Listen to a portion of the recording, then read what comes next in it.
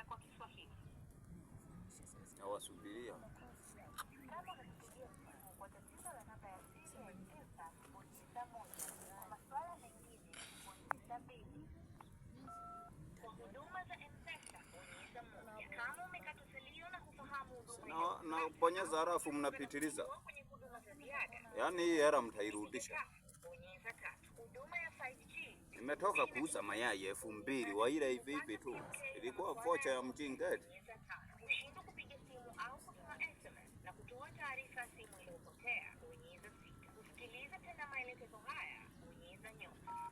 Tunashindwa kwa huduma za M-Pesa. Kwa huduma za M-Pesa, Umekuwa wajinga na nyeti. Mimi nimewaambia vocha imepitiliza. Hakuna vocha yangu. Alafu na akijichanganya kupita hapa mhudumu wa mtandao, yaani nitamgonga. Atakubali shodo.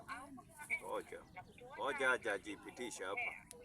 Nimehangaika kutembeza mayai cheki yalivyokuwa yameshindwa hata kuisha. Alafu ule hera kizembe hivi. Wagonga leo wawa. Ngoja niwapikie tena upya sasa.